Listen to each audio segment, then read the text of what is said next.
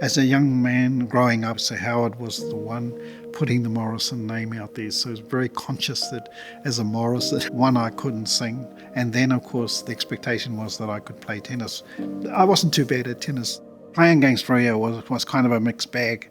I always tried to beat her, but never did. 20 years post Wimbledon appearances, and yeah, she was still strong. She beat all of us, so she was more the teacher than anything else, even though would stop me and say, this is how you should have played this shot and that shot. And so it was a bit of a stop-start affair as I recall the games. But still, it was wonderful to have that opportunity. I got into the events management by accident. Good friend and relation, Trevor Maxwell, asked me would I help him to put together the regional Kapahaka event. And that was wonderful. We used to hold them in the Sportstrome.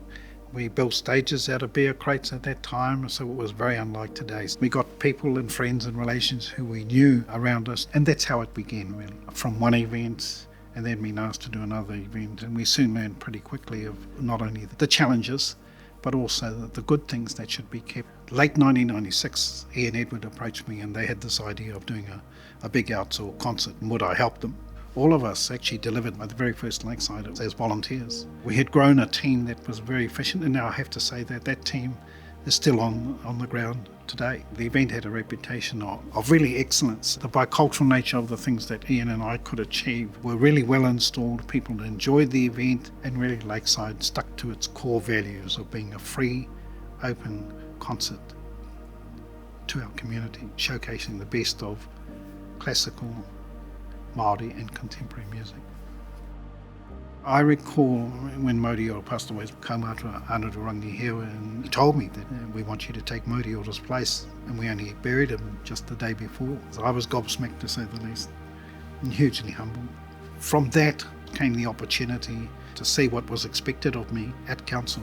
It was a very special time because there was the responsibility to develop cultural awareness programs within council to help us better serve 38% of our population who in fact were Māori.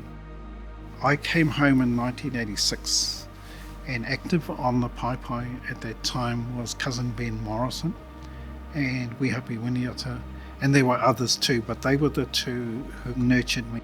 I was the head of Māori studies at Western Heights High School. We created the Te Arawa Kapahaka group. I was performing with Ngāti Rangiwiwihi. So there was a cultural development that I had to undergo to be able to think about some of those things that they were asking me to do. Wihapi Winiata, he was the leader at that time. I can recall him saying to me, if you're ever in this role, the biggest job you'll have will be to find and name your successor.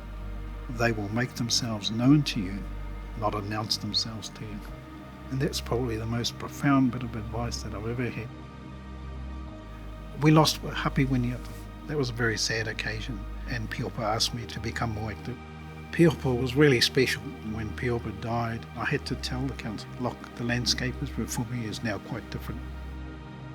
I became the chair of the COVID response, and the systems that we operated, both through MIQ and our response there and assisting the MIQ program here in Rotorua, and especially through the vaccinations program which we delivered so successfully for us who were at the chalk face and doing the work, and there was many of us doing that. We own absolutely no doubt we saved lives.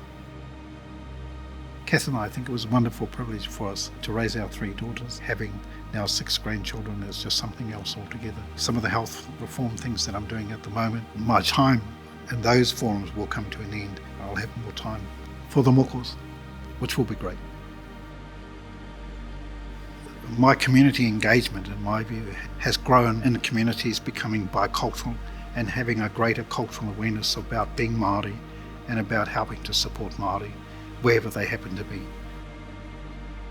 When we had the service this year post the Christchurch shootings, that event captured, I think, perfectly how far we had come as a community while we were recalling an event of great tragedy for us as a community to be able to come together.